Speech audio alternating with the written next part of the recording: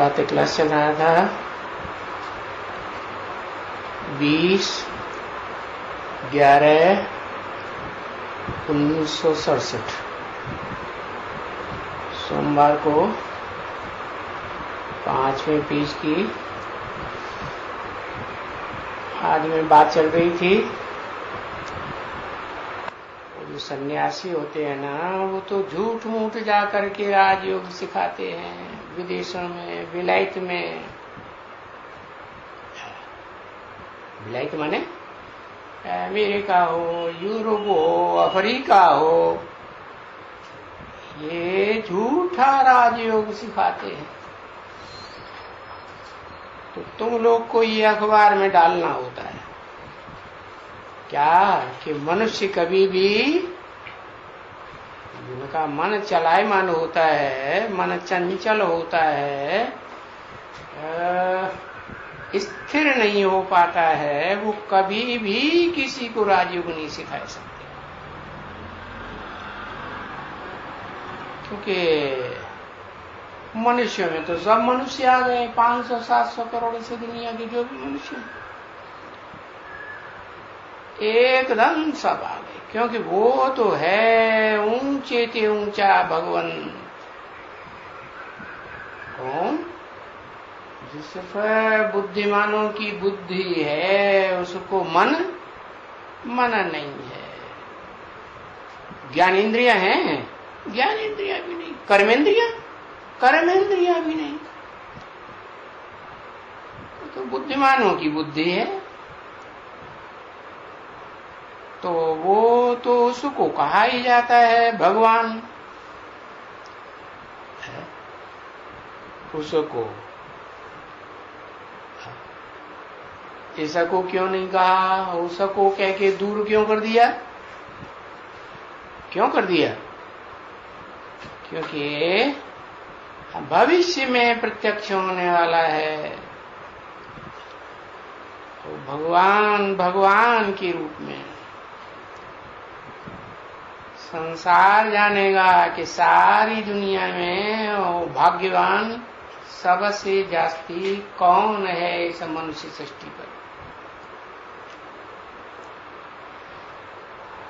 उनको शरीर तो होता ही नहीं है ना बच्चे। तो भाग्यवान को शरीर नहीं होता है? शरीर होता है, लेकिन आत्मा को शरीर का भान नहीं होता है। ब्रह्मा को भी देवता कहते हैं, भगवान तो नहीं कहते है। विष्णु को भी देवता कहते हैं, क्योंकि विष्णु भी कोई भगवान तो नहीं है ना। विष्णु तो दो मिलकर के स्वभाव संस्कार से दो आत्माएं एक हो जाती हैं, तो उनको विष्णु आ जाता है। शंकर को भी देवता कहते हैं, भगवान तो नहीं कहते। शंकर भगवान ऐसे कहते हैं कोई नहीं, हो भी देवता। क्यों? क्योंकि वो भी तो याद में बैठा है ना है। और जो याद में बैठा है वो तो पुरुषार्थी हुआ ना। तो जो पुरुषार्थ करते हैं आत्मा के उत्थान के लिए, उनको देवता ही कहा जाता है। भगवान तो नहीं कहते हैं ना, क्योंकि शंकर की भी मूर्ति दिखाई जाती है, विष्णु की भी मूर्ति दिखाते हैं, ब्रह्मा की भी मूर्ति चित्र बनाते हैं। तो जिनके चित्र हैं उनको फिर विचित्र तो नहीं कहेंगे, है चित्र के विपरीत। उसका चित्र खींचा ही नहीं जाता। जैसे शरीर से आत्मा निकल जाती है ना, तो उसका कोई फोटो खींच पाएगा? खींचेगा? है नहीं खींचेगा। तो मनुष्य जब भी उनको भगवान नहीं कहा जाता तो मनुष्यों को भगवान कहना सो भी फिर आजकल के तमो प्रधान मनुष्यों को भगवान कैसे कहा जाए? क्योंकि भगवान तो सदा क्या है? सदा सत्य है कि सतो प्रधान है? क्या है? सदा सत्य है, प्रधान होने की बात ही नहीं। प्रधान का मतलब है कि सत्य गुण प्रधान है तो दूसरे गुण गौण हैं, लेकिन उसमें रजो और तमो का नाम निशान नहीं, तो प्रधान होने की बात ही नहीं। तो मनुष्य को भगवान कैसे कह सकते हैं? बताओ, कैसे कहा जाए मनुष्य को भगवान? हाँ, टाइटल मिलता है भगवान भगवती का, तो भगवान तो एक होता है या दो होते हैं? एक होता है। तो बाप बैठ करके समझाते हैं, कौन सा बाप? और दुनिया के वो बाप नहीं जो जन्म जन्मांतर बाप बनते हैं, वो धर्म पिताएं भी बाप नहीं, वो भी तो पिताएं हैं ना, वो भी नहीं बैठ करके समझाते। यहाँ तो समझाने वाला वो है जो कभी भी शरीर में आकृष्ट होता ही नहीं, आसक्ति उसमें शरीर की कभी होती ही नहीं। कौन? उनका नाम कुछ है, उनका नाम है शिव। शिव माने कल्याणकारी, काम के आधार पर नाम है। तो क्या सदा कल्याणकारी? हाँ, सदा कल्याणकारी। हाँ, ये जरूर है कि वो इस सृष्टि पर आते हैं तो जिस मनुष्य शरीर रूपी रथ में प्रवेश करके मुकर्रर रूप से पार्ट बजाते हैं तो उसे आप समान बनाते हैं। तो आप समान का बनाने का मतलब ये नहीं है कि उसे सदा शिव बनाए देते हैं। शिव नाम है तो कल्याणकारी बनाए देते हैं। कैसा कल्याणकारी? दुनिया में जितना कोई भी मनुष्य मात्र कल्याणकारी नहीं हो सकता है, सबसे जास्ती इस मनुष्य सृष्टि रूपी रंगमंच पर भोगी आत्माओं के बीच कल्याणकारी। बाकी ऐसे नहीं कि सदा कल्याणकारी। क्या सदा कल्याणकारी? तो सिर्फ वो एक ही बाप है जो बापों का बाप है, जिसका कोई बाप नहीं। तो वो बाप बैठ करके समझाते हैं कि ये जो हठ योगी हैं, वो अपने को हठ पूर्वक भगवान शिवो हम जानते भी हैं कि वो शिव निराकार है, विदेही है, फिर भी अपन को भगवान कहते हैं। अरे भगवान अपन को कैसे कहते हो? शिवो हम कह देते हो, फिर कह देते हो ब्रह्मास्मि। अरे शिव निराकार है तो जरूर ब्रह्मा के मुख से ही आके बोलेंगे, वाणी चलाएंगे, है जिसको कहते हैं वेद। विद माने ज्ञान, ज्ञान माने सच्चाई कि झूठ का ज्ञान, सच्चाई का ज्ञान। तो वो सत्य ज्ञान तो वो ही आत्मा सुनाई सकती है, निराकारी आत्मा।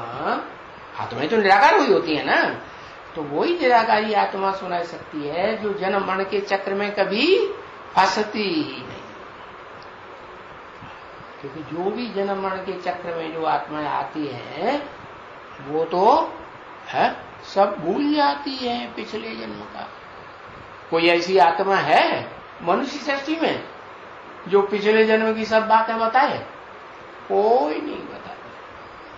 थोड़ी बहुत बात बताएंगे भी, सारी बात तो नहीं बता सकते। तो वो भगवान तो त्रिकालदर्शी है, तीनों काल का ज्ञात है।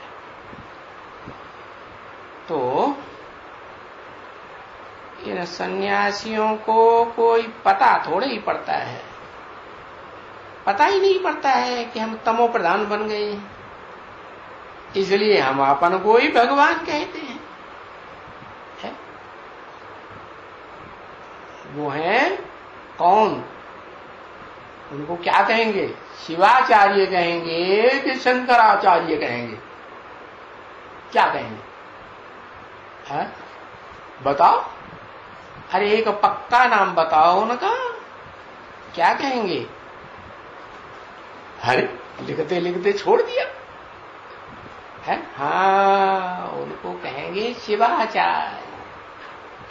है बल जो ऊंच से ऊंच पुरुषार्थी है, देव आत्माओं के बीच में जो महादेव के रूप में शंकर गाया जाता है, मूर्ति बनाई जाती है, वो मूर्ति में ही प्रवेश करते हैं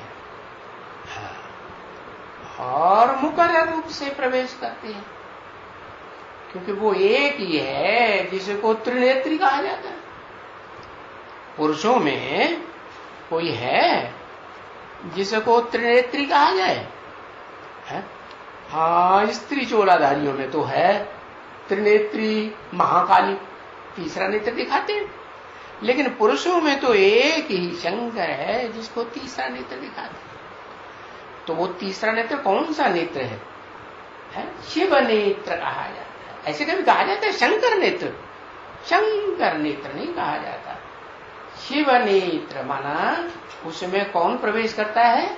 शिव प्रवेश करता है। तो वो शिव जो प्रवेश करता है, तो प्रवेश करने से जिसमें प्रवेश किया उसको कोई भगवान कहेंगे।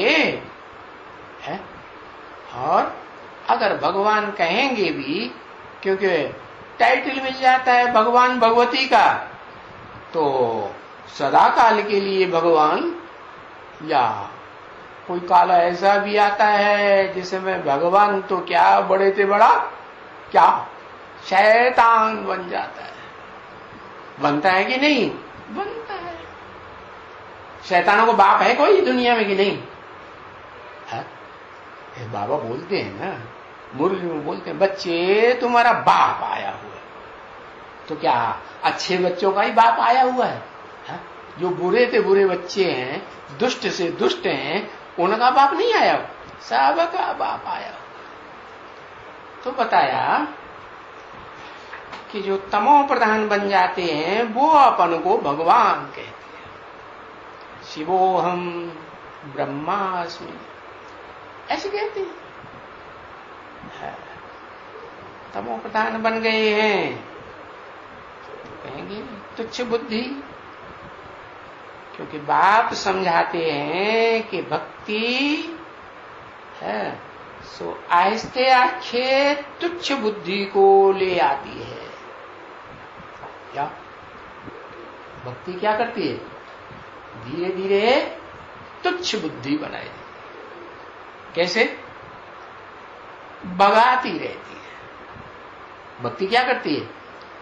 भक्ति खुद भी भागती है और जो उसकी बात सुनते हैं, ध्यान देते हैं, तो उनको भी भगाती, टिकने नहीं देती एक स्थान पर। तो सीढ़ी उतरते ही रहते हैं ना भक्ति में। है? जो भक्त होते हैं वो बुद्धि को प्रेफरेंस देते हैं या भावना को प्रेफरेंस देते हैं? भावना दिल से निकलती है? बुद्धि तो कहां से आती है? बुद्धिमानों की बुद्धि एक ही है, वो एक से ही बुद्धि आती है, क्योंकि बुद्धि का विषय है ज्ञान। है? तो जो ज्ञान है वो अनेकों से आता है कि एक से आता है? किससे आता है? एक से आता है ज्ञान, और बाकी भक्ति तो अनेकों की तरफ भगाती रहती है, तो उससे आता है अज्ञान। भक्ति है माना भक्ति दुर्गति है। क्या बताओ? वो अव्वल नंबर आत्मा कौन सी है? जो अव्वल नंबर भक्त। कुछ पता है? हा? अव्वल नंबर भक्त आत्मा है? अरे पता ही नहीं। जगदम्बा अव्वल नंबर भक्त है कि उस जगदम्बा का भी आधार लेने के लिए है ब्रह्मा को जाना पड़ता है। किस ब्रह्मा को? जो चौमुखी ब्रह्मा गाया हुआ है। चंद्रमा के रूप में जगदम्बा जब महाकाली बनती है, तामसी बनती है, तो मस्तक पर चंद्रमा दिखाते हैं अधूरा। तो वो कौन सी आत्मा की यादगार है? हाँ, वही चौमुखी ब्रह्मा की यादगार है दादा लेखराज की। वही आत्मा प्रवेश करती है ना? तो बताओ, अव्वल नंबर भक्त आत्मा है वो इस संसार में कौन है? जो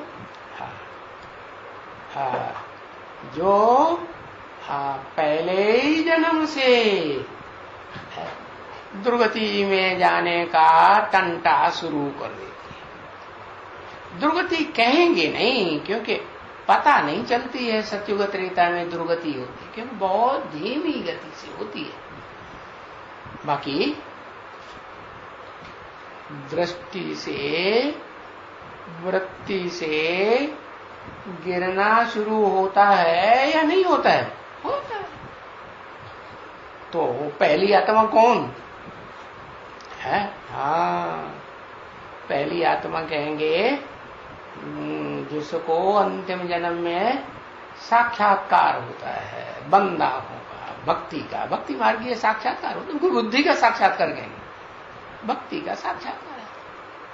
तो भक्ति के साक्षात्कार के आधार पर ही वो पक्का फैसला कर लेती है कि मेरा यही पार्ट है।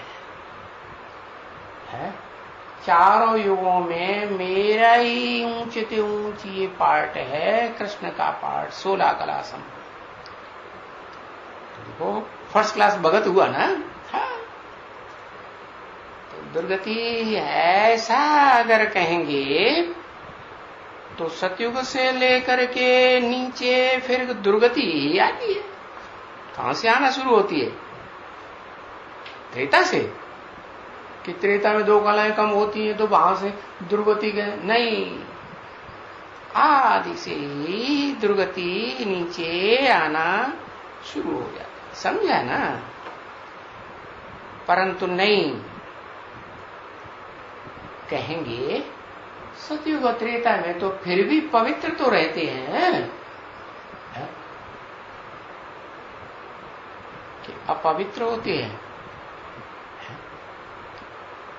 पवित्र रहते हैं या अपवित्र होते हैं? हाँ, सतयुग त्रेता में भी पवित्र होते हैं, क्योंकि ज्ञान इंद्रियों को पवित्र इंद्रियां कहेंगे या श्रेष्ठ इंद्रियां कहेंगे ना? हाँ, कि भ्रष्ट इंद्रियां कहेंगे? भ्रष्ट इंद्रियों से भ्रष्ट कर्म करते हैं, दुख देने का काम करते हैं, और श्रेष्ठ इंद्रियों से सुख देने का काम करते हैं या दुख देने का काम करते हैं? तो सुख देने का काम। तो सतयुग त्रेता में तो मुख का प्यार होता है। क्या मुख में श्रेष्ठ इंद्रियां हैं, ज्ञान इंद्रियां हैं कि भ्रष्ट इंद्रियां हैं? ज्ञान इंद्रियां हैं। ज्ञान रहता है बुद्धि में कि मैं कौन हूं? कौन हूं? मैं ज्योति बिंदु आत्मा। सतयुग में भी देवताओं को, त्रेता में क्षत्रियों को भी ये ज्ञान रहता है। क्या? मैं ज्योति बिंदु आत्मा। तो दुर्गति तो नहीं हुई ना आत्मा की? आत्मा नीचे गई क्या? आत्मा का बुद्धि योग नीचे की इंद्रियों में जाता है सुख भोगने के लिए। आत्मा ही तो सुख भोगती है, आत्मा ही दुख भोगती है। तो आत्मा का कंसंट्रेशन जिन इंद्रियों में जाता है और वो भ्रष्ट इंद्रियां सुख ही देती हैं, तो जो सुख देती है वो अल्पकाल का देती है कि सदाकाल का? अल्पकाल का सुख देती है, बाकी सदाकाल का लंबा टाइम का दुख देती है। तो बताया, तो दुर्गति सतयुग त्रेता में नहीं कहेंगे, द्वापर कलयुग में कहेंगे दुर्गति। क्यों? क्योंकि वहां द्वैतवाद शुरू हो जाता है, दूसरा धर्म पिता आ गया है सृष्टि पर।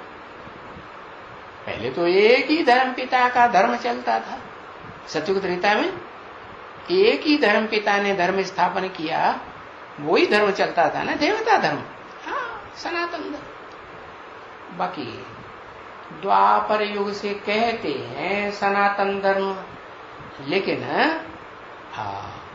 लेकिन क्या वो सनातनी रहते हैं, सनातनी परंपराओं की याद रखते हैं, अपनी आत्मा की याद रखते हैं? नहीं, भूल जाते हैं। कहां बुद्धि चली जाती है? मन बुद्धि का कंसंट्रेशन भ्रष्ट इंद्रियों से शुरू हो जाता है। भ्रष्ट इंद्रियों में पहली भ्रष्ट इंद्रिय बनाने वाली कौन सी? आंखें। अरे उसको भ्रष्ट इंद्रिय कहेंगे? काम इंद्रिय। तो कौन सा धर्म पिता आता है जब से ये धंधा शुरू होता है भ्रष्ट इंद्रिय का। इस्लाम धर्म आता है आज से 2500 वर्ष पहले, तो दूसरा धर्म आया तो दूसरा राज्य शुरू हो जाता है। जो भारत में एक ही धर्म था, एक ही महाराजा होता था, यहां तक कि द्वापर के आदि में भी एक ही विक्रमादित्य महाराजा था ना। फिर जब इब्राहिम आया, और पहले तो सतो प्रधान रहेगा ना, हाँ, दुनिया की हर चीज, हर धर्म पिता, हर मनुष्य आत्मा, पहले सतो प्रधान, फिर सतो सामान्य, फिर रजु, फिर तुम। तो जब तक सतो प्रधान है तब तक तो महाराजाओं का राज्य द्वापर में चलता है। हाँ, तो बताया कि ये जो है इब्राहिम आता है, उसको तो ये पता ही नहीं है कि ये जो सृष्टि की वृद्धि होती है वो कोई ज्ञानेंद्रियों से भी हो सकती है। उसकी बुद्धि में होता है? नहीं होता है। उसकी बुद्धि में तो बस वो भ्रष्ट इंद्रिय की ही बात भरी पड़ी है। समझा? तो कहेंगे सतयुग त्रेता में फिर भी पवित्र रहेंगे। द्वापर कलयुग द्वैतवादी युग हुआ ना, तो नाम ही द्वापुर पड़ गया। 2 पुर या 1 पुर? 2 पुर हो गए, 2 राज्य हो गए, 2 धर्म हो गए। तो उनको फिर दुर्गति वाला कहेंगे। बाकी देवताओं को थोड़े ही दुर्गति वाली कहते हैं। तो वो द्वापर युग से आते ही हैं किस राज्य में? रुलाने वाले के राज्य में है, रावण का राज्य। किसका राज्य? रावयते लोकान इति रावण, जो लोगों को रुलाता है वो रावण। तभी फिर कहेंगे वो वाम मार्ग में जाते हैं। वाम मार्ग माने एक तो सीधा हाथ होता है, सीधे हाथ से अच्छा काम करते हैं, दान धर्म करते हैं, कि गंदा काम करते हैं? हाँ, सीधे हाथ से दान धर्म के अच्छे कार्य करेंगे। कि टट्टी पेशाब की सफाई करते हैं? नहीं करते। हाँ, भोजन खाते हैं तो भोजन दाएं हाथ से खिलाते हैं, जिनको दान देते हैं तो दाएं हाथ से देते हैं कि बाएं हाथ से देते हैं? हाँ, दाएं हाथ से दान देते हैं और फिर बाएं हाथ नीचे लगाए लेते हैं, ऐसे लगाते हैं ना। हाँ, तो बताया कि देने वाली और लेने वाली तो भोगी आत्माओं की बात है। बाकी जो अभोक्ता शिव है, क्या न कुछ देता है न लेता है, वो तो त्रिकालदर्शी है, तीनों काल के ज्ञान का दर्शी है, तो ज्ञान ही देता है। वो भी अपने ओरिजिनल बिंदु रूप निराकारी स्वरूप में नहीं दे सकता। जैसे आत्मा कुछ नहीं कर सकती, आत्मा भी जब देह का आधार ले तभी तो कुछ करेगी। तो देह तो विनाशी, ऊंची हुई या नीची हुई आत्मा की तरह, आत्मा तो ऊंच कही जाएगी, क्योंकि इस देह में भी आत्मा परमानेंटली कहां बैठती है? पांव में बैठती है क्या? हाँ, पांव में आत्मा की मन बुद्धि जाती है। बाकी ऐसे थोड़े ही है कि जो राष्ट्रपति है, जो प्रधानमंत्री है, विदेश में जाता है तो वो विदेश का वासी हो गया, उसका कनेक्शन अपने देश से रहता है कि नहीं? नहीं रहता, रहता है। तो ऐसे ही ये आत्मा तो इस शरीर का राजा है। तो राजा ऊंची स्टेज में बैठेगा या नीचे बैठेगा? ऊंची स्टेज में बैठता है। तो उसको कहते हैं कैसा अंग? उत्तमांग। तो अंगों में उत्तम से उत्तम अंग है। हाँ, उस उत्तम अंग में जहां दो आंखें हैं, ऊंची की ऊंची ज्ञानेन्द्रियां हैं, और उसको कहते हैं भ्रकुटी। उन दोनों आंखों के बीच में भ्रकुटी क्यों नाम दिया? भरी पूरी कुटी है। कैसी कुटी है? अरे जब इस शरीर को चलाने वाला, इस शरीर की इंद्रियों को चलाने वाला ही वहां बैठा हुआ है, राजा बैठा हुआ है, तो राजा का महल तो दूसरे लोगों के महल वाणियों से तो भरा पूरा होगा कि झोपड़ी कैसी होगी? जरूर भरा पूरा। तो ऐसे ही है ये भ्रकुटी जो है, वो है अकाल तत्व। किसका तत्व? अकाल का तत्व। आत्मा को कोई काल खा सकता है? आत्मा को काल नहीं खाता। हाँ, काल किसको खाता है? काल शरीर को खाता है, आत्मा को थोड़ी खाता है। हाँ, जो कमजोर होगा उसे खाएगा या पावरफुल को खाएगा? कमजोर तो शरीर है, तो देह जो है वो कमजोर है। देह जो है वो प्रकृति का नीचा रूप है। क्या? प्रकृति के दो रूप हैं, एक परा प्रकृति, एक अपरा प्रकृति। परा प्रकृति वो है जो परे ते परे स्टेज में रहने वाली। तो अर्जुन के रथ में दोनों प्रकार की प्रकृति है। परा प्रकृति जो अर्जुन की भ्रकुटी है, वो आत्मा वहां बैठी हुई है। प्रकृति क्यों नाम दिया? प्रकृष्ट कृति क्यों नाम दिया? प्रकृष्ट रूप से उसकी रचना की जाती है। जब भगवान इस सृष्टि पर आते हैं ना पुरुषोत्तम संगम युग में, तो उस मन बुद्धि रूपी आत्मा की प्रकृष्ट रूप से रचना करते हैं। क्या करते हैं? ऐसी रिपेयरिंग करते हैं कि वो आत्मा कैसी बन जाती है? इंद्रियों के प्रभाव से अतीत हो जाती। 11 इंद्रियां है ना, सबसे ऊंची इंद्रिय मन। हाँ, तो मन सहित जो 11 इंद्रियां हैं, उन 11 इंद्रियों को ऊपर कंट्रोल करने वाली आत्मा बन जाए तो उसको कहते हैं एकदम फर्स्ट क्लास बुद्धि रूपी आत्मा। तो जो आत्मा है ना, वो उसका ये भ्रकुटी में अकाल तत्व है, और वो उसे भी क्या कहेंगे? प्रकृष्ट कृति कहेंगे, रचना कहेंगे या नहीं कहेंगे? क्योंकि जितनी भी मनुष्य आत्माएं हैं या जितनी भी प्राणी मात्र की आत्माएं हैं, उन आत्माओं को प्रकृष्ट रूप से उनका निर्माण किया जाता है, पावरफुल बनाया जाता है या नहीं? आत्मा रूपी बैटरी डिस्चार्ज हो जाती है तो supreme soul heavenly God father आकर के ज्ञान की रोशनी से क्या करते हैं, चार्ज कर देते हैं, नहीं, हाँ चार्ज कर देते हैं। तो जब आकर के चार्ज करते हैं, तो जिस आत्मा को चार्ज करते हैं वो आत्मा जो है वो शरीर का आधार लेके पाठ बजाती है, सुख भोगती है, शांति भोगती है। बिना शरीर के सुख भोगेगी, सुख नहीं भोग सकती। हाँ, ये है कि बिना शरीर के शांति तो भोग सकती है, लेकिन वो शांति भी भोगने के लिए उसे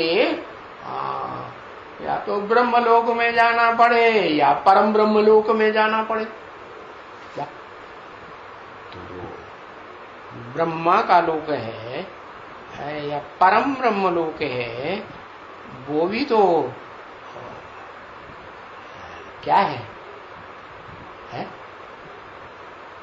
वो देह है। ब्रह्मा को देह होती है कि नहीं? देह तो होती है, लेकिन वो जो ब्रह्म है वो नंबरवार ब्रह्म है। एक परम ब्रह्म ऐसा है जिसका शरीर एकदम लाइट का गोला बन जाता है। क्या उसको कहते हैं शास्त्रों में हिरण्यगर्भ। हिरण्य माने सोना, सोने का गर्भ है। सोने का गर्भ है या चांदी का गर्भ? नहीं, सोने का। और प्योर सोने का कि उसमें कुछ मिक्स हो? नहीं, एकदम प्योर सोना। तो बताया वो जो हिरण्यगर्भ है, वो उस हिरण्यगर्भ को कहेंगे, उसकी तुलना किससे करें? उसका उदाहरण देंगे, जो जड़ सूर्य है ना, प्रातः काल जब उगता है तो कैसा दिखाई देता है? सोने की थाली जैसा दिखाई देता है या नहीं देता है? हाँ, तो वो हुआ सोने का थाल है, लेकिन वो तो जड़ है। ऐसे ही शिव बाप जिस मुकर्रर रथ में आते हैं, उस रथ को भी क्या बना देते हैं? सच्चा बनाए देते हैं। सोना माने सच्चा। हाँ, कैसा सच्चा बना देते हैं? सच्चा किसे कहें? गीता में भी लिखा हुआ है, ना सते विद्यते भावो ना भावो विद्यते सते। है जो सत्य है उसका कभी अभाव नहीं होता। तो जो ऐसा शरीर है इस संसार में जो शरीर इस सृष्टि पर कभी खत्म ही नहीं होता, वो एक ही शरीर है 500-700 करोड़ मनुष्य आत्माओं के बीच में। कौन सा शरीर है? जिसको कहते हैं कि उस शरीर का नाम शिव के साथ जोड़ा जाता है। शिव शंकर भोलेनाथ कहते हैं कि और किसी देवता राक्षस का जोड़ा जाता है नहीं। तो वो उस शरीर को बाप तमो प्रधान से क्या बनाए देते हैं? एकदम ऐसा सत्व प्रधान बनाए देते हैं। आप समान। आप समान का मतलब उनको तो शरीर है ही नहीं।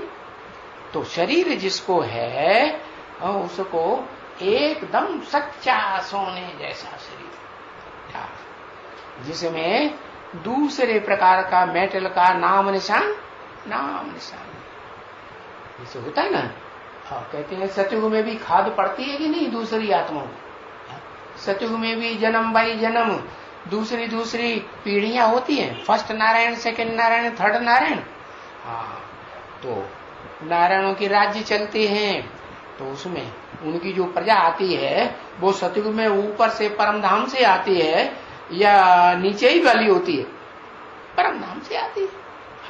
सारी नहीं आती है, उसमें कुछ बीज रूप आत्माएं ऐसी हैं जो उस ब्रह्मलोक से नहीं आती हैं, जहां वो चतुर्मुखी ब्रह्मा जाकर के रहते हैं।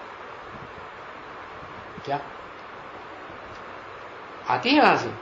नहीं, वो चतुर्मुखी जो ब्रह्मा है ना, वो ब्रह्मा तो ऐसा ब्रह्मा है जो सामान्य लोग जो है आत्माओं का, कीड़े मकोड़ों की आत्माएं भी रहती है तो देवात्माएं भी रहती, परंतु वो देवात्माएं नहीं रहती हैं जो अतीन्द्रिय सुख भोगने वाली है।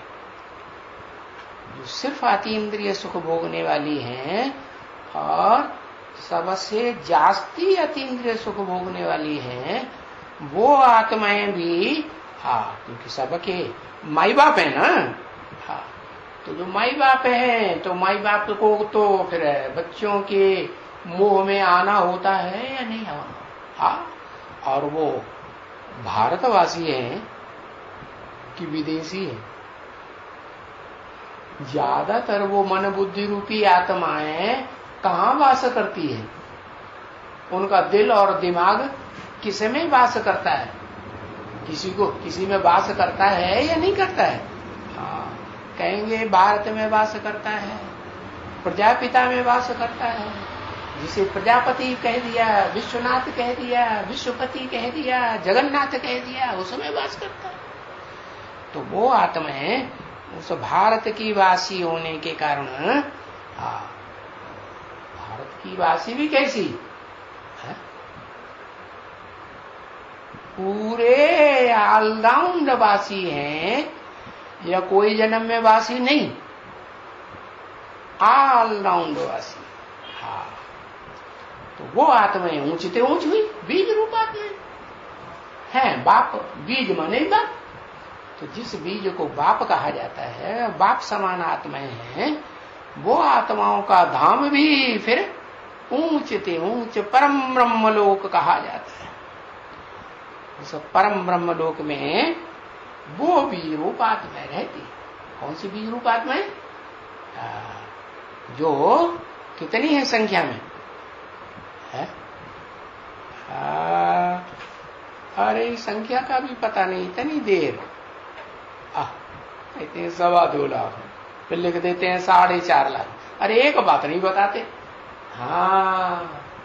जो विष्णु के साथ है, विष्णु तो बनता ही तब है जब स्त्री पुरुष मिलकर के दो एक, वैष्णवी शक्ति और विष्णु देवता दोनों के ही स्वभाव संस्कार मिलकर के एक हो जाए, माने आदि नारायण और आदि नारायण दोनों के स्वभाव संस्कार मिलकर के एक हो जाते हैं, तो एक ही घर में रहेंगे कि घर में से निकाल देंगे कभी? एक ही घर में रहते हैं। तो वो उनका ऊंचते ऊंच धाम, जिसको कहते हैं परम ब्रह्मलोक।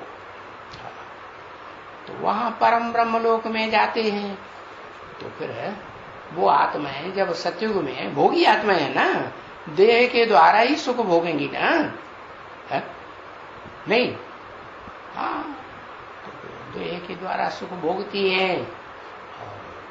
वो देह सतयुग में होती है 5 तत्वों वाली, तो सत्व प्रधान देह होती है कि उसमें कुछ मिक्स होता है। पहले तो सत्व प्रधान, अब वो सत्व प्रधान देह जो है वो फिर नीचे गिरना क्यों शुरू होती है? क्योंकि वहां जो भी देवात्माएं होते हैं 16 कला संपूर्ण की कलातीत, इंद्रियातीत, कलातीत, इंद्रियों से परे का सुख भोगने वाले, या इंद्रियों का सुख भोगना शुरू होता है सत्युग 16 कला संपूर्ण में, इंद्रियों का सुख भोगना शुरू। तो वहां 2 हिस्सों में बंटवारा हो जाता है। क्या? सुख देने वाले, सुख लेने। माना नारायण लक्ष्मी को सुख देता है, लक्ष्मी नारायण को सुख देती है। तो अब उनमें कोई कंट्रोलर और कंट्रोल्ड भी होगा या नहीं होगा? है? नहीं, स्वेच्छा से होगा या जोर जबरदस्ती होगा? स्वेच्छा से ही होगा। तो जो स्वेच्छा से होता है उनमें एक है लक्ष्मी और एक है नारायण। तो सतयुग में जो लक्ष्मी नारायण होंगे तो एक बाएं हाथ में होंगे और एक दाएं हाथ की ओर होंगे। क्या कहेंगे? 2 खड़े हैं लक्ष्मी नारायण, तो उनको एक को क्या कहेंगे? दाईं ओर का, और दूसरों को क्या कहेंगे? दाईं ओर के हाथ की तरफ है तो क्या है? वो स्वयं दाईं ओर की हाथ की तरफ है तो नारायण, और बाईं ओर की हाथ की तरफ है तो नारायणी। तो जो नारायणी है बताया वो, और जो नारायण है वो संगम युग में क्या पार्ट बजाते हैं? जो वहां राजा के रूप में पार्ट बजाते हैं सतयुग में, राजा, महाराजा, महारानी। संगम युग में कौन सा पार्ट बजाते हैं? कौन सा पार्ट बजाते? उनको कहेंगे ब्रह्मा और सरस्वती। तो जो ब्रह्मा सरस्वती हैं,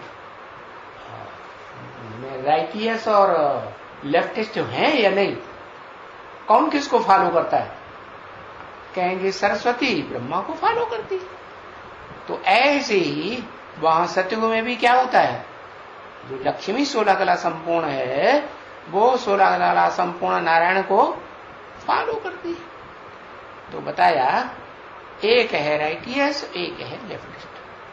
तो जो राइटियस है और वो राइटियस पार्ट बजाएगा, जो लेफ्टिस्ट है वो लेफ्टिस्ट पार्ट बजाएगा। तो बताया ये दो भुजाएं हैं, एक वाम और एक दाया। तो दाया भुजा उससे शुभ सूचक कार्य होता है, और बाईं भुजा से जब द्वैतवादी द्वापर युग आता है, दूसरा धर्म आता है, तो फिर गिरती कला शुरू। क्यों? क्योंकि जो आत्मा है वो देह अभिमानियों के प्रभाव में आ जाती है या नहीं आ जाती है? देह अभिमानी धर्म पिताओं के प्रभाव में आती है कि नहीं आती? तो वो जो कुछ आकर के सुनाते हैं, उन सुनी सुनाई बातों पर वो आत्माएं विश्वास कर रही है। तो बताया वहीं से दुर्गति शुरू होती है, वाम मार्ग शुरू हो जाता है। तो वाम मार्ग कहते हैं उल्टा मार्ग,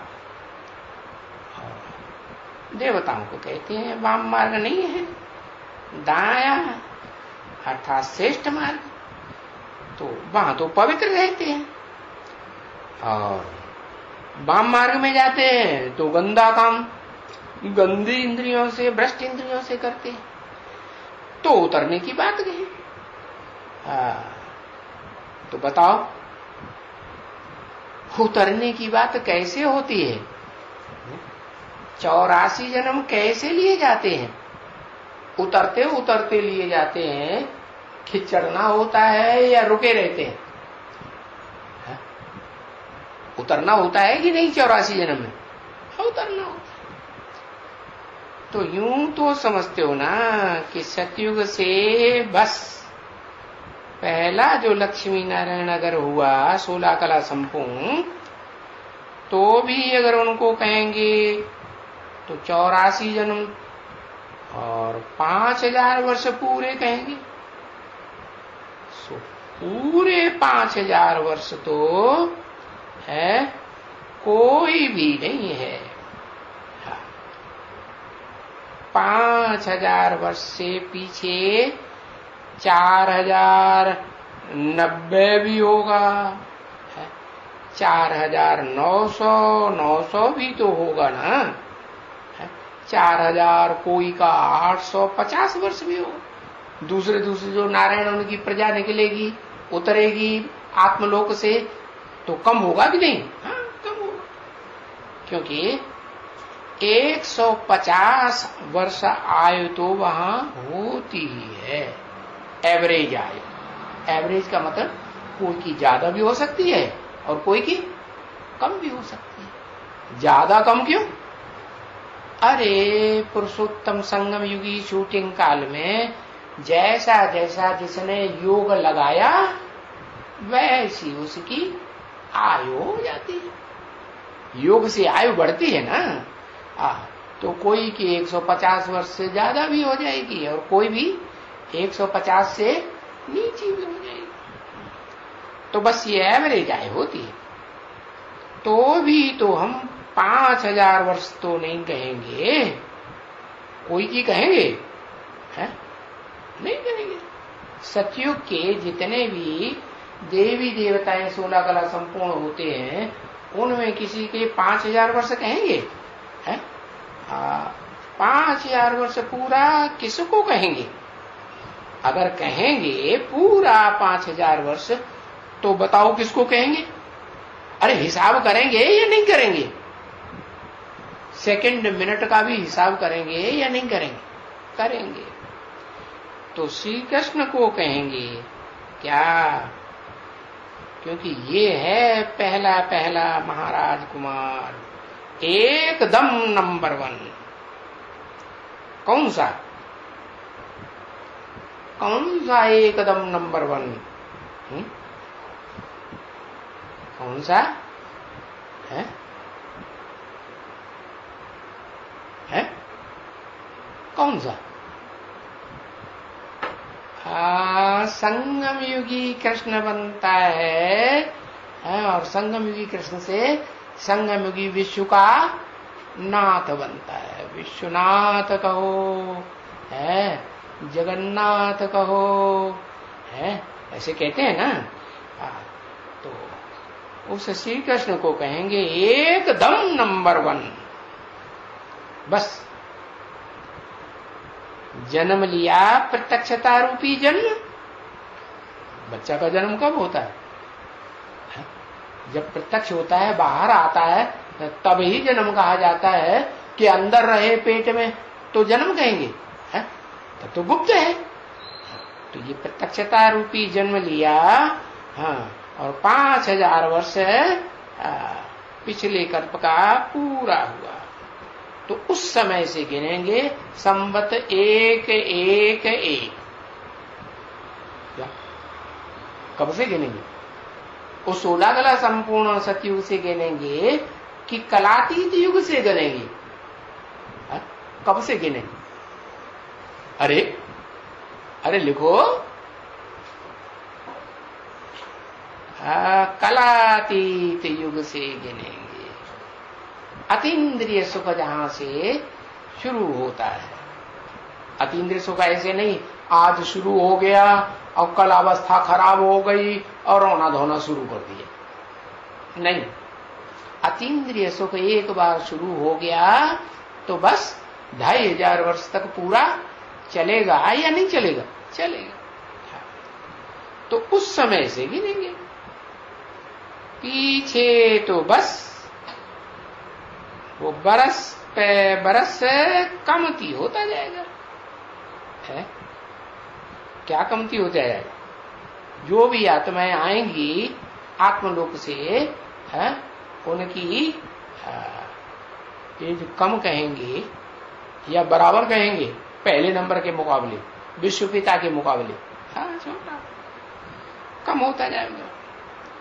9 4 4999 वो भी तो हो जाएगा ना। एक वर्ष भी तो कमती तो होगा ना। उसको 5000 वर्ष पूरा तो नहीं कहेंगे। जिनका थोड़ा भी कम हुआ तो पूरा कहेंगे? नहीं कहेंगे। 5000 वर्ष पूरा फिर किसको कहेंगे है? फिर पूछा किसको कहेंगे? श्री कृष्ण को कहेंगे। इसलिए श्री कृष्ण को इतना प्यार करती है? कितना? जितना और किसी को प्यार नहीं करता। कोई भी माँ बाप होंगे, माँ होगी तो कृष्ण बच्चा उनको अच्छा ही लगता है, और कन्या होगी तो भी कहेगी कृष्ण जैसा पति चाहिए है। लेकिन जो बाप होता है उसको भी बच्चा प्यारा होता है कि नहीं? पहला बच्चा प्यारा होता है कि बाद वाले उतने प्यारे? प्यार सबको होता है, लेकिन आस किसमें होती है? बड़े बच्चे में। तो श्री कृष्ण को इतना प्यार करते हैं, और श्री कृष्ण के उस श्री कृष्ण के लिए ही कहते हैं श्याम और सुंदर। उसी शरीर से श्याम उसी शरीर से सुंदर। कैसा सुंदर? जो शास्त्र में कहा हिरण्य गर्भ है, सोने का गर्भ है, सोने जैसी कंचन काया हो जाती है। जिस कंचन काया में एक अंश मात्र भी दूसरा मेटल नहीं। ऐसे नहीं त्रेता में चंद्रवंशी है तो चांदी समान, द्वापर में तांबे समान आत्माएं घुस पड़ती है इस दुनिया में, है तो संकर्म लगता है कि नहीं। और कलयुग में लोहे समान काली आत्माएं, काला कर्म करने वाली घुस पड़ती है नहीं। तो श्री कृष्ण के लिए कहते हैं श्याम और सुंदर। वो कौन से श्री कृष्ण के लिए कहते हैं? संगम युगी पुरुषोत्तम संगम युगी श्री कृष्ण के लिए कहते हैं कि सतयुगी कृष्ण के लिए कहते हैं? संगम युगी पुरुषोत्तम संगम युगी कृष्ण के लिए कहते हैं। वो श्याम भी उसी शरीर से और उसी शरीर से सुंदर थे, सुंदर भी पाठ बजाने। ऐसा श्याम और ऐसा सुंदर और किसी धर्म का धर्म पिता होता ही नहीं। धर्म पिताओं के चित्र को घर में लटकाते हैं, मंदिरों में लटकाते हैं, इबादत स्थलों में लटकाते हैं ना, याद करते हैं ना। तो क्यों याद करते हैं? प्यारा लगता है तभी तो याद करते हैं। उनके चेहरे को बार बार देखते हैं कि नहीं? अरे क्राइस्ट को देखो, बुद्ध को देखो, गुरु नानक को देखो, उनका चेहरा आकर्षण में है या नहीं है? आकर्षण। लेकिन उन सब धर्म पिताओं से भी जास्ती आकर्षण मन सुंदर, जो सुंदरतम वो है जिसे कहते हैं श्याम सुंदर। उससे जास्ती सुंदर न कोई इस दुनिया में हुआ है और न उससे जास्ती श्याम उस दुनिया में कोई होता है। काले थे काला और गोरे थे महाकाल और महाकाली साथ में सहयोगिनी भी दिखाई थे। और फिर कहते हैं महागोरा और महागोरी। सुंदर, गोरा माने सुंदर, बस। सुंदर पैर, बुद्ध रूपी पांव भी कैसा होगा? वो भी सुंदर। पैदा हुआ और सुंदरता की महिमा निकली। प्रत्यक्षता रूपी जन्म, पैदा होना माने प्रत्यक्षता रूपी जन्म हुआ और उनकी सुंदरता की महिमा निकली। जो सुनेगा तो उसको आकर्षण होगा कि नहीं? आकर्षण होगा। समझा ना? तो उसका जब ही जन्म होता है ना, जब जन्म होता है बच्चे, बात मत पूछो। है क्या बात मत पूछो? जैसे कि ये रोशनी फैल जाती है। क्या? जैसे बिजली चमकती है ना जोर से, तो चारों तरफ एक सेकंड के लिए रोशनी ही रोशनी हो जाती। हाँ, तो ये कहां की बात है? वो इतना प्रभावशाली है कि चारों ओर रोशनी ही रोशनी। कौन सी रोशनी? जड़ ज्ञान की रोशनी। सबकी बुद्धि में कौंध जाता है। वो इतना प्रभावशाली है। क्यों? कि जैसे बाप चकमक है। कौन सा बाप है? ऊंचते ऊंच आत्माओं का बाप, सुप्रीम सोल है, हेवनली गॉडफादर चकमक है? आत्माओं को अपनी ओर खींच लेता है कि नहीं? खींचता है। 100% प्योर। हाँ, वैसे तो बच्चा भी 100% प्योर हुआ ना। हाँ? बाप प्योर तो बच्चा भी प्योर। लेकिन बाप सिर्फ निराकारी रूप में प्योर कहें या साकार में प्रवेश करके प्योर, नहीं तो पता कैसे चलेगा?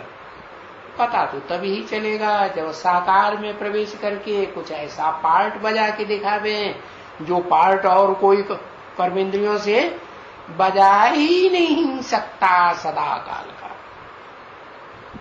तो बताया, तो वो 100% प्योर बच्चा भी और 100% है प्योर बाप भी। तो ये समझाया जाता है ना बच्चों को। तो 100% प्योर श्री कृष्ण, दूसरा कोई भी इस दुनिया में 100% प्योर होता ही। तो इसलिए कृष्ण की महिमा सबसे जास्ती है। भक्ति मार्ग में भी सबसे जास्ती महिमा किसकी करते हैं? हाँ, जिसके मंदिर बना बना करके पूजा करते हैं और सामने हाथ जोड़ करके कीर्तन करते हैं, महिमा करते हैं कि नहीं? महिमा करते हैं।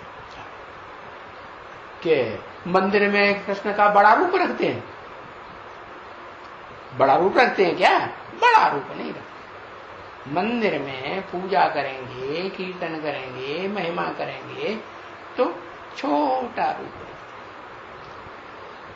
तो देखो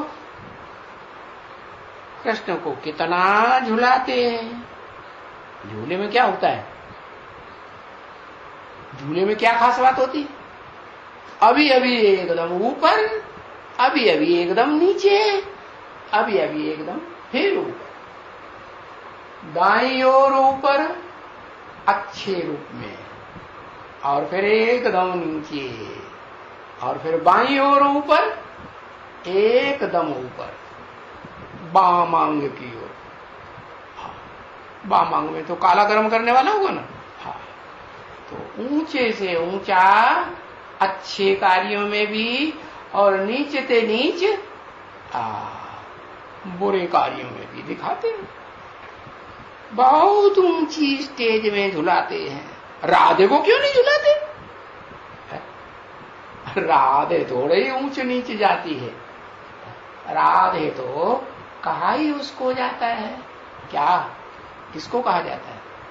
पार्वती कहो, राधा कहो, बात एक ही है। राम कहो, शंकर कहो, बात एक ही है या अलग अलग है? एक ही आत्मा की बात है। तो वो राम को धारण करने वाली राधा है। पार्वती माने सारी दुनिया की आत्माओं को पार लगाने वाली पार्वती है। तो शंकर को पार लगाती है कि नहीं लगाती? नहीं लगाती।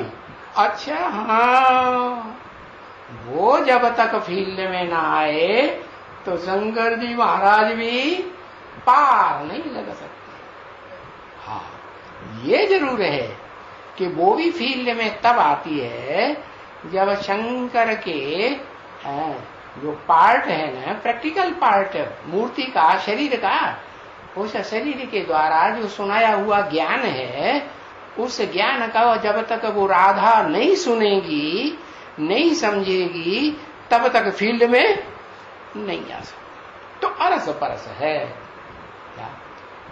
वो ज्ञान के आधार पर और वो प्यार के आधार पर बताया। तो कौन सा जहाज प्रसिद्ध है?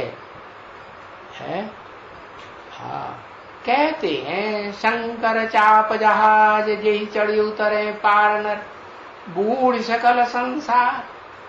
लेकिन ये थोड़े ही जानते हैं कि वो जो जहाज है, शंकर चाप, शरीर रूपी धनुष कहो, चाप कहो, शरीर रूपी नवैया कहो, जहाज कहो, तो वो जहाज जो है, उस जहाज में वो राधा कहो या पार्वती कहो, वो भी प्रतिष्ठित होती है या नहीं होती है?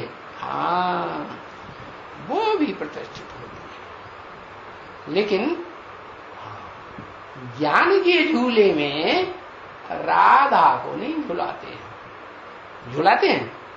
नहीं।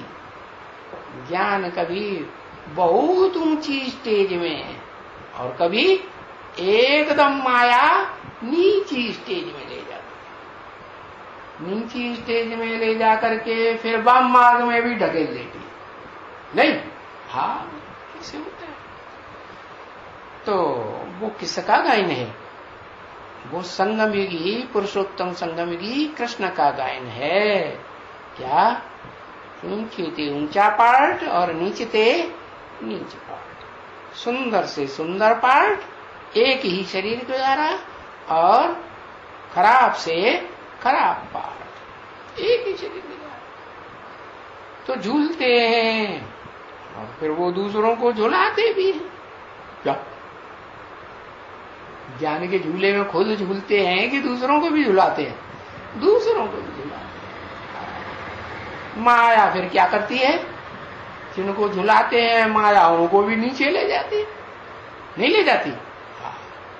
तो ये रस्साकसी चलती रहती।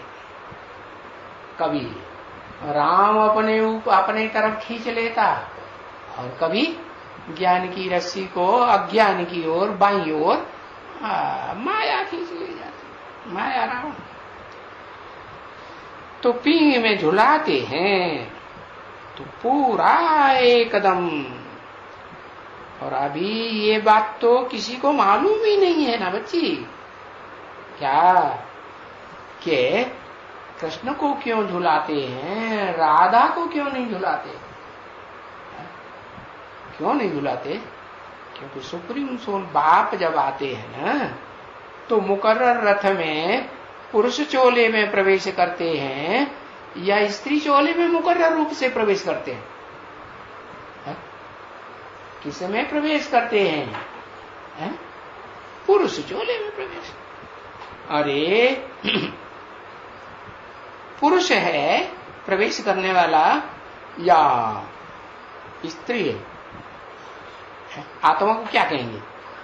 वो तो आत्मा का बाप है ना। आत्मा को पुरुष कहेंगे या स्त्री कहेंगे? पुरुष कहेंगे। तो वो पुरुष जो है पुरुष को ही प्रेफरेंस देता है। पुरुष को प्रेफरेंस दिया, और जो भी दुनिया के पुरुष हैं वो अपने बड़े बच्चे को राजा ही देते हैं कि नहीं देते? तो बताया ये किसी को नहीं मालूम है। बाप बैठ करके समझाते हैं कि पूरा 5000 बस जन्म लिया और बस उनसे उनका शुरू हो गया। संवत एक नया कल्प शुरू हो गया, नई चतुर्युगी शुरू हो गई। तो पीछे क्या कहेंगे?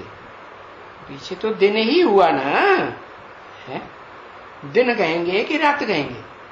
दिन ही कहेंगे। फिर बड़ा होगा ना है? कि छोटा ही बना रहेगा? भाई आज 2 दिन का है, 3 दिन का है, 4 दिन का है, 6 दिन का है? 6 दिन के बाद फिर क्या करते हैं? छठी मनाते हैं। छठी के दिन 6 दिन के बाद नामकरण करते हैं। छठी मनानी है? बस नंबर 1 हुए, इनसे तो दूसरा कोई नंबर 1 होता ही नहीं है। क्योंकि राधे भी तो पीछे हो जाती है ना। पीछे क्यों हो जाती है? ज्ञान पहले लेती है सुप्रीम सोल बाप से, हेवनली गॉड फादर से, या जो कृष्ण है जिसे श्याम सुंदर कहा जाता है वो ज्ञान पहले लेता है। पहले ज्ञान कौन लेता है? पहले जो ज्ञान का, ज्ञान की रोशनी का जो अखूट भंडार लेने वाला है वो कौन है? राधा या कृष्ण? राधा नहीं, कृष्ण। तो राधा पीछे हो जाती है। वो भी तो 2-3 वर्ष कर्म कम होती है ना है? ये क्या बात बताएगी? ये कौन बोला है? 2-3 वर्ष कम होती है ना। तो 2-3 वर्ष भी तो कमती हो पड़े ना। क्या कहा? कहां की बात?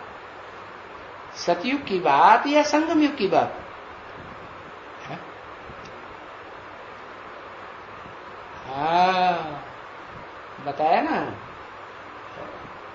तुम बच्चों को तमो प्रधान से सतो प्रधान बनने में 40 से 50 वर्ष, तो नंबरवार लगेंगे कि सब एक साथ बन पड़ेंगे, तो कोई पहला नंबर होगा कि नहीं? पहला नंबर कौन होगा? वो ही संगमयुगी कृष्ण। तो वो पहले उस प्रत्यक्षता रूपी जन्म में पहले प्रत्यक्ष होता है। किसके बीच? बीज रूप आत्माओं के बीच पहले प्रत्यक्ष होगा या नहीं होगा? वो बीज रूप आत्माएं जो रुद्राक्ष के मणके कही जाती हैं, रुद्र की अक्ष मने आंख, रुद्र शिव को कहा जाता है ना, तो शिव की वो आंखें हैं, जो आंखें इन प्रैक्टिकल आंखों से, साकार आंखों से उसे पहचानती है। क्या पहचान बताई? जो देखे है तो क्या कहे? मेरा बाप आ गया। तो पहले रुद्रमाला का नंबर लगेगा, बीज रूप आत्माओं का पहचानने में नंबर लगेगा, या विजय माला का नंबर लगेगा? कौन सी माला पहले बनती है? पहले तो रुद्रमाला पहले बनती है ना, रुद्राक्ष की माला। हाँ, वो बाप की माला है ना। कौन सी माला बड़ी? बाप की सिमरनी की माला बड़ी, या जो बाप नहीं सिमरते हैं, भक्त लोग सिमरते हैं, वो माला बड़ी? हाँ, भक्त लोग विजय माला सिमरते हैं। और जो बाप है, वो बाप तो किन बच्चों की महिमा करते हैं? उन बच्चों की महिमा करते हैं जो बच्चे बाप को पहले पहले पहचानते हैं। कोई और गुण हो या न हो, है? क्या कहा? कोई और गुण हो या न हो, कौन सा गुण बाप देखते हैं? कि ये बच्चे ही मेरे को पहले पहचानते हैं इस सृष्टि रूपी रंग। कि विजय माला वाले पहले पहचानते? नहीं, विजय माला वाले विजय तो दिलाते हैं। क्या? तो भक्ति मार्ग में जब युद्ध करने जाते हैं ना, राजा हैं और उनकी सेना, तो क्या करते हैं? घर में जो लक्ष्मी होती है ना, घर वालियां, वो उनको विजय का तिलक लगाती है ना। तो विजय का तिलक लगाती है, तब वो जाकर के उन्हें वो स्मृति रहती है कि हम तो विजय का तिलक लगा के आए हैं, विजय ही पा करके जाएंगे, नहीं तो वापस जाएंगे नहीं। क्या? देहं वा पातयामि कार्यं वा साधयामि।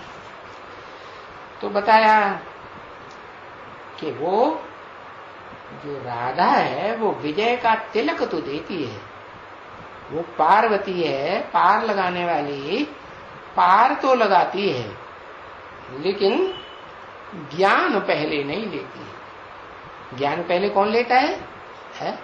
ज्ञान पहले वो आत्मा लेती है, जो आत्मिक स्थिति में इस सृष्टि पर सदा काल मौजूद रहती है। कैसे?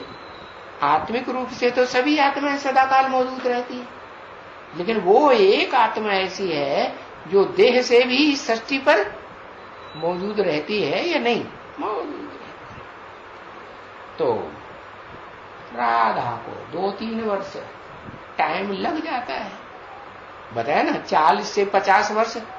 तो जो पहले 10 वर्ष हुए ना, 2017-18 के बाद क्या कहेंगे? 17-18 के बाद शुरू होगा कि नहीं? तो 18-19 से शुरू हुआ पहला वर्ष, 18-19 का पहला वर्ष है, 19-20 दूसरा वर्ष, और 20-21 तीसरा वर्ष। तो ये 3 वर्ष में तो वो बीज रूप आत्मा जो पुरुष तनधारी है, जिसकी पुरुष की चोले की मूर्ति दिखाई जाती है, तीसरा नेत्र भी दिखाते हैं, वो आत्मा पहले ज्ञान लेती है, अकूट ज्ञान का भंडार। हाँ, तो वो तो 2-3 वर्ष पहले प्रत्यक्षता रूपी किसके बीच जन्म लेती है? सारी दुनिया के सामने नहीं, किसके सामने? कौन पहले पहचानते हैं? हाँ, बाप बीज है ना, तो बाप बीज समान जो आत्माएं हैं वो बीज रूप आत्माएं रुद्राक्ष के मण के जिनकी मिसाल दी जाती है वो पहले पहचानती।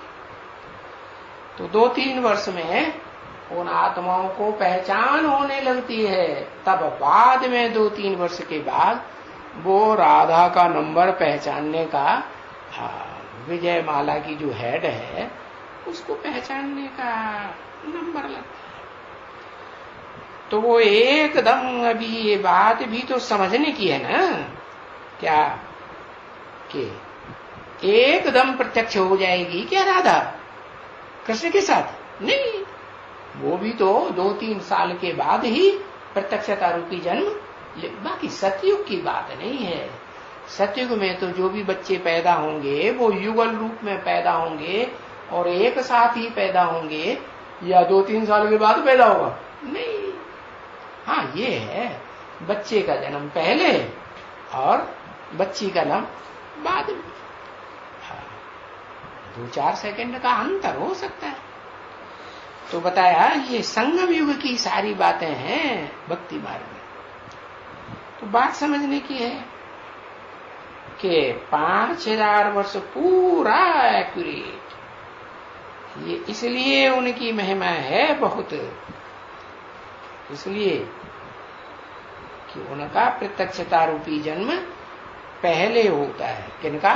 संगम युगी कृष्ण का, और संगम युगी राधा का प्रत्यक्षता रूपी जन्म संसार में बाद में। राधा कहो, आदि लक्ष्मी कहो या पार्वती कहो, पार लगाने वाली। सृष्टि का जो पहला बीज है वो भी पार कब लगता है? पार कब कहें? जब पूरी राजधानी तैयार हो तब ही पार कहेंगे। या राजधानी तैयार नहीं हुई और पार लगाने वाला पार लग गया? नहीं, राजधानी जब तैयार होती है पूरी तब तो कहेंगे महाराजा और महारानी दोनों कंप्लीट हुए ना, है? और दोनों कंप्लीट हुए तो पूरी विजय कहेंगे कि अधूरी विजय कहेंगे? पूरी विजय। पूरी विजय कब कहेंगे? जब रुद्रमाला और विजय माला, रुद्रमाला के सारे ही फॉलोअर्स और विजय माला के सारे ही फॉलोअर्स जितने भी मणके हैं वो सब क्या कहें? हाँ, दोनों को महाराजा और महारानी के रूप में राजधानी में स्वीकार कर ले। वो राजा कैसा जिसकी धारणा शक्ति ही मौजूद न हो। राजधानी किसे कहेंगे? राजा की धारणा शक्ति माने राजधानी। तो हाँ, वो विष्णु रूप तो तब ही कहे जाएंगे परमानेंटली जब विजयमाला और रुद्रमाला और उनके फॉलोअर्स दोनों इकट्ठे होकर के संस्कार से एक हो जाए। यथा राजा तथा प्रजा। तो इसलिए उनकी महिमा बहुत है। उनकी माने एक की या दोनों की? दोनों की महिमा फिर बहुत होती है। हाँ, ये है कि राधे को भी नहीं बुलाते हैं, है? क्योंकि वो कोई 5000 वर्ष पूरा थोड़ी हुआ, 2-3 साल कम हो गया ना। तो ये ड्रामा ही ऐसा बना हुआ है जो मनुष्य न जानते हुए भी फिर देखो है। क्योंकि ये तो तुम बच्चे समझ गए ना कि आत्मा जो वो बिंदी है वो 100% प्योर बन जाती है। और अभी तो कोई की 100% आत्मा प्योर नहीं है ना। अभी मैंने कभी 67 में कब की प्योर होने की बात बताई मुरली में? जब बताया एडवांस में एडवांस पार्टी भी निकलना शुरू हुई, एडवांस पार्टी का बाप भी प्रत्यक्ष होना शुरू हुआ और बाप का प्रत्यक्षता वर्ष भी मना लिया गया। तो बताया कि जब तक वो घोषणा मुरली में नहीं आई और सबके सामने बच्चों की बुद्धि में समाई नहीं, क्या कि 40 से 50 वर्ष लगते हैं तुम बच्चों को, तुम किसे, जो सन्मुख बैठ करके पढ़ाई पढ़ते हैं। बाकी जो सन्मुख नहीं बैठते हैं, मुख के सामने नहीं बैठते हैं, उनकी बात नहीं है। तो अभी कोई की आत्मा प्योर नहीं है। अभी माने कब तक? न 67 तक जब मुरली चलाई गई थी ये दादा लेखराज ब्रह्मा के तन से, तब तक, और न अब तक, जब तक एडवांस ज्ञान में ये एडवांस ज्ञान समझने समझाने का सुप्रीम प्रैक्टिकल टीचर के द्वारा समझाया जाता है। क्यों? क्योंकि बाप मां भी है, तुमेव माता, पिता भी है और टीचर भी है कि नहीं, कि सुना सुना की चला जाता है। ऐसे तो नहीं कि मां की तरह सिर्फ ज्ञान की लोरी सुनाती है, नहीं, बेसिक ज्ञान देती है, नहीं। उस बेसिक ज्ञान में जो भी रटाया जाता है छोटे छोटे बच्चों को, सूरदास तुलसीदास के दोहे, कवित्त, चौपाइयां, उनका गहरा अर्थ भी जब जान लेते हैं तो वो जानने के लिए कितना टाइम बताया? पूरा जानने के लिए 40 से 50 वर्ष। तो बताया कि 100% तो कोई भी नहीं है। कब तक? कब तक नहीं है? जब तक वो 40 वर्ष पूरे न हो और वो